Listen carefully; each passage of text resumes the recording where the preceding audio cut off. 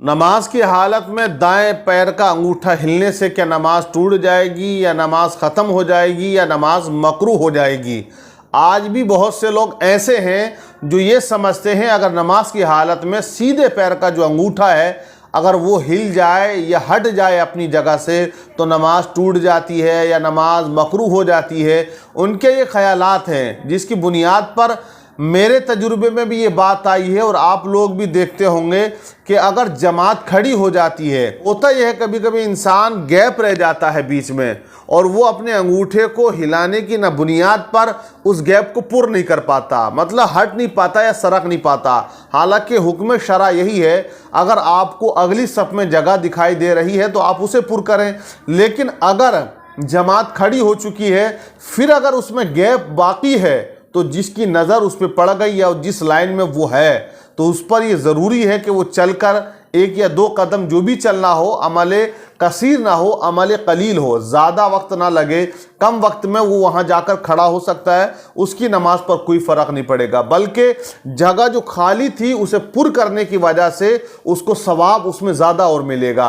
लेकिन बहुत से लोग आज ये तसव्वुर करते हैं और उनका एक ख्याल है और वो मसले के बारे में ये जानते हैं कि बस अंगूठा बिल्कुल नहीं हिलना चाहिए। तो मैं बताऊं, जानबूझकर अगर आप हिलाओगे हटोगे तो ये तो आपकी नमाज को ख़राब करने वाली बात है। अगर आप जानबूझकर अंगूठे को हिलाते हो तो नमाज मकरूह हो जाएगी।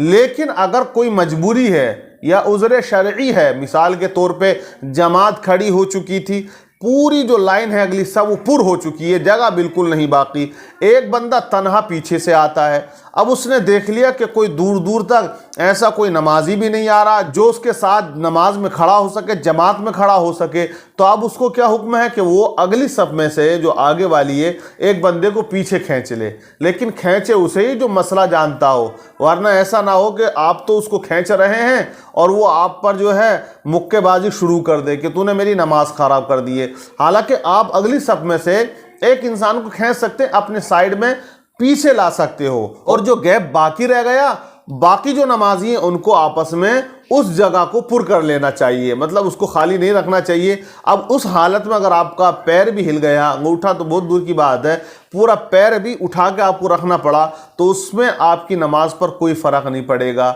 लेकिन लोगों को मसला मालूम नहीं होता है आज के इस दौर में भी, जबकि आप देखें कि बताने वाले लोग हर जगह मौजूद हैं, उलमा की तादाद जो है वो बहुत ज़्यादा कसीर है। आप मस्जिद के इमाम साहब से पूछ सकते हैं, और अगर कहीं भी आप नहीं जा रहे तो सोशल मीडिया पर हमारे बड़े बड़े मुफ्तियान इकराम ऐसे बैठे हैं जो बिल्कुल काबिल एहतराम हैं, वो आपको अच्छे अंदाज में बताते हैं, आप वहाँ भी सीख सकते हैं। लेकिन इंसान को दूसरी चीज़ें देखने के लिए तो पूरा दिन टाइम है, लेकिन अपनी ज़ात या नमाज के बारे में मसाइल सीखने के लिए वो कभी ना तो यूट्यूब पर या फेसबुक पर या किसी भी साइट पर जाकर सर्च नहीं किया करते हैं। हालांकि उनको कर लेना चाहिए और मसले को जान लेना चाहिए। क्योंकि अभी ऐसा हुआ कि एक जगह पर जैसे इंतकाल हुआ, तो बीवी का इंतकाल हुआ तो शोहर को हाथ नहीं लगाने दे रहे थे, मतलब ना वो जनाजा उठा सकता है ना वो अब उसकी सूरत देख सकता है। ये मसला भी लोग अपने अपने जगहों पर खड़ा कर देते हैं कि अगर बीवी का इंतकाल हो जाए तो अब शोहर को घर से बाहर कर दिया कि अब आप अंदर ना आएं या अपनी बीवी का चेहरा ना देखें, मतलब और गैर महरम देख लें, जो शोहर था वो ना देखें, सब कांधा लगाएं, जो शोहर था वो कांधा ना लगाए। यार अजीब मामला है, अजीब मसले गढ़ लेते हैं लोग, ना जाने कहाँ से ले आते हैं। तो ये बात याद रखें, अगर किसी की बीवी का इंतकाल हो गया तो वो अपनी बीवी को देख भी सकता है और उसके जनाजे को कांधा भी दे सकता है, और कब्र के अंदर भी वो अपनी बीवी को उतार सकता है। लोगों ने मन घड़त मसले, या हमारी जो बुजुर्ग महिलाएं, जो ओल्ड वुमेन हैं, जो बूढ़ी औरतें हैं, वो इल्म से कोरी हैं, पढ़ी लिखी कम है लेकिन तजुर्बा कुछ ज़्यादा होता है वैसे, तो वो अपने तजुर्बे की बुनियाद पर ये मसले गढ़ देती हैं। तो तजुर्बा नहीं चलता है, शरीयत तो जो है वो कुरान और हदीस से चला करती है, किसी के तजुर्बे से थोड़ी चलेगी। तो जो इस्लामी बहनें इस तरह के मन घड़त मसले गढ़ लेती हैं और उलमा को दोष देती हैं कि नए नए मौलवी और नई नई बातें, इस तरह की बातें वो करने लगती हैं, तो ये बात जहन नशी कर लें कि अंगूठे हिलने से भी नमाज आपकी ख़राब नहीं होगी। लेकिन उसको बिला वजह ना हिलाएं ना घटाएं। अगर सजदा कर रहे हैं, हिल रहा है, तो उसमें क्या कराहत है? उसमें कोई कराहत नहीं है, और ना अंगूठा तो हिलता ही है।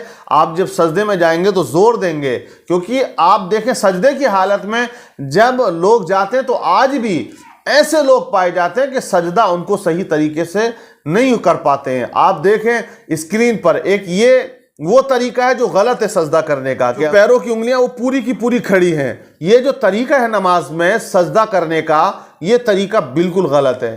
اس طریقے سے آپ اگر سجدہ کریں گے تو آپ کی نماز نہیں ہوگی، یہ یاد رکھیں، نماز نہیں ہوگی، کیونکہ سجدے کی حالت میں زمین پر پیروں کی انگلیوں کا پیٹ لگنا یہ واجب ہے۔ جب آپ کی انگلی زمین پر نہیں لگے گی تو سجدہ نہیں ہوگا، اور جب سجدہ نہیں ہوگا تو سمجھ لیں آپ پھر نماز نہیں ہوگی۔ تو یہ بڑے باریک مسائل ہیں، ان مسائل کو سیکھنا بڑا ضروری اور لازمی ہے، سمجھ لینا چاہیے۔ اور جب ہم نماز پڑھیں تو یہ خیال رہے، لیکن جب ہم نماز پڑھیں تو اس بات پر ہمیں خیال رکھنا چاہیے۔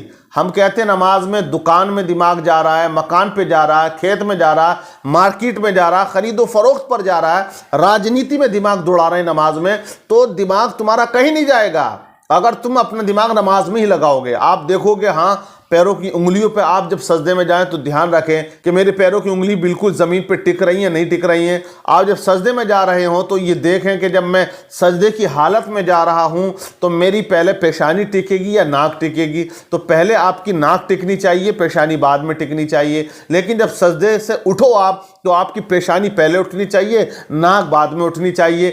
اور آپ اس بات کا بھی دھیان رکھیں کہ میں ہاتھ کہاں رکھ رہا ہوں، گھٹنوں پہ رکھ رہا ہوں یا زمین پہ سہارا لے کے اٹھ رہا ہوں۔ تو جو مجبور نہیں ہے، کمزور نہیں ہے، اچھے فربا ہیں اور جوان ہیں، تو ان کو چاہیے کہ وہ زمین پر ٹیک لگا کے اوپر قیام کے لیے نہ جایا کریں، بلکہ گھٹنوں پہ ہاتھ رکھ کے وہ قیام کے لیے کھڑے ہوا کریں۔ تو بہت سی باتیں ہیں، یہ سمجھنا پڑے گا بھائی۔ اگر آپ نہیں سمجھو گے اور نماز میں خرابیاں رہیں گی تو پھر نماز کیسے ہوگی؟ قیامت کے دن آپ سے ضرور پوچھا جائے گا اور آپ کہو گے ہمیں تو پتہ نہیں تھا۔ تو اللہ تبارک و تعالی نے اعلان کر دیا ہے اس بات کا کہ نماز کی جو کنڈیشن ہے وہ ایسی ہے۔ اللہ کے رسول صلی اللہ علیہ وسلم نے ہمیں بتایا ہے کہ کیا ہمیں کرنا ہے، اور علم کے بارے میں نبی نے فرما دیا طلب العلم فریضۃ علی کل مسلم و مسلمہ، ہر ایک مسلمان عورت مرد دونوں پر علم دین کا سیکھنا یہ فرض ہے۔ اور فرض کو جب ہم ادا نہیں کریں گے اور کل ہم کہیں گے کہ ہمیں مولوی صاحب نے نہیں بتایا، امام صاحب نے نہیں بتایا، تو اس کے قصوروار آپ رہو گے، آپ کی گرفت ہوگی۔ تو اس لیے بڑا ضروری ہے